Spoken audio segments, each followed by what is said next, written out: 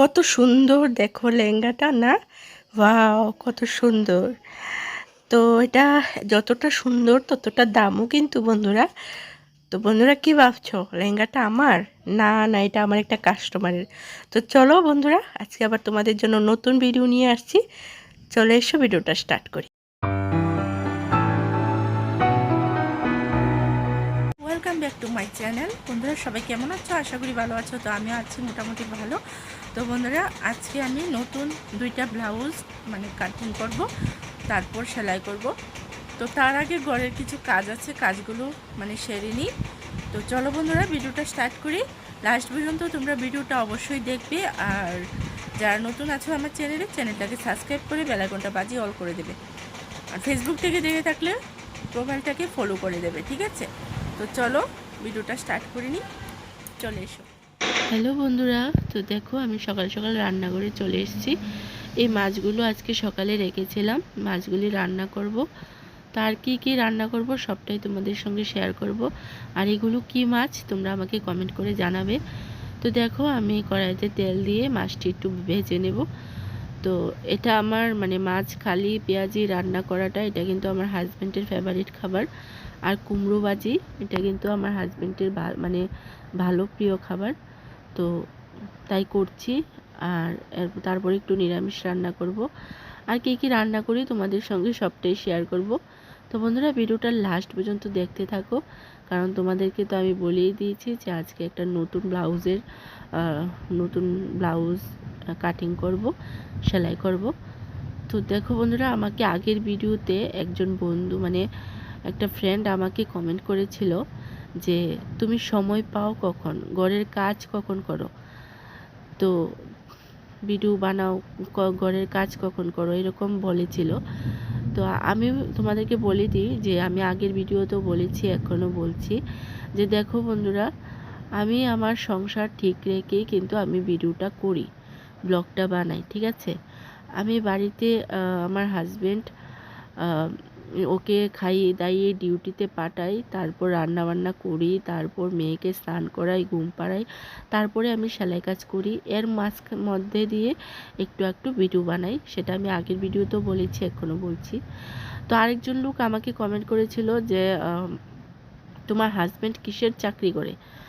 তো বন্ধুরা, চাকরি সরকারি হোক কিংবা পাবলিক হোক, চাকরি তো না, বেতন তো মাসকেই দেয়। এটা তো আর প্রত্যেক দিন বেতন দেয় না, ব্যবসা করে না। তো যাই হোক, ও একটা কোম্পানিতে জব করে, TNGCL কোম্পানিতে জব করে। তো ও আগে আগরতলা ছিল, এখন উদয়পুরে আছেন। তো ও বাড়ি থেকে আসা যাওয়া করে, ডিউটিটা করে, তাই হয়তো আগে আগরতলা থেকে তারপর ডিউটি করতো, এখন আসা যাওয়া করে, ডিউটি করে।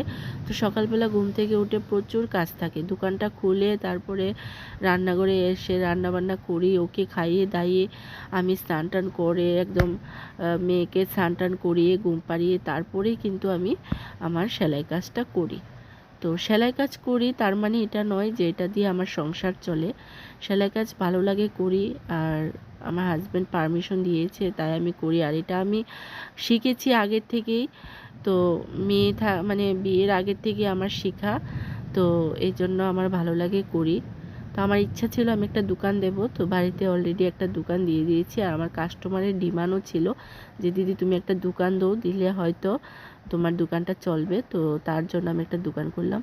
তো দেখো আমি দোকানে চলে এসেছি, আর এটা হয়েছে আমার একটা কাস্টমারের লেহেঙ্গা, বিয়ের বৌভাতের লেহেঙ্গা।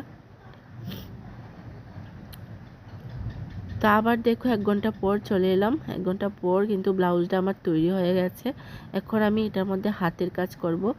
তো ব্লাউজ বানালে অনেকে আছে যে হাতের কাজ করে না, ডাইরেক্টলি মেশিনে সেলাই করে নেয়। তো ওইটা সবাই পছন্দ করে না। আমি হাতের কাজ করি, কারণ হাতের কাজটা করলে ব্লাউজটার মধ্যে যতটা সৌন্দর্য আসে সেটা মেশিনের দ্বারা হয় না। মেশিনের কাজ তো মেশিনে করি, বাকিটা আমি হাতেই কাজ করি, কারণ হাতের কাজটা ফিনিশিংটা খুব সুন্দর হয়, তাই আমি হাতে করি। অনেকেই আমাকে বলে যে দিদি তুমি হাতের কাজটিগুলো করো, খুব সুন্দর হয়, হাতের কাজ দিয়ে আমাদেরকে ব্লাউজ বানিয়ে দাও। তো অনেকে পছন্দ করে। আবার অনেকে কি বলে যে না, আমাদের মেশিনের কাজটাই করে দাও, মেশিনেই সেলাই করে দাও। তো মেশিনে করে দিই। মানে কাস্টমারের ডিমান্ড অনুযায়ী আমি কাজ করি। তো দেখো বন্ধুরা, গতকাল আমাকে ব্লাউজটা দিয়েছিল।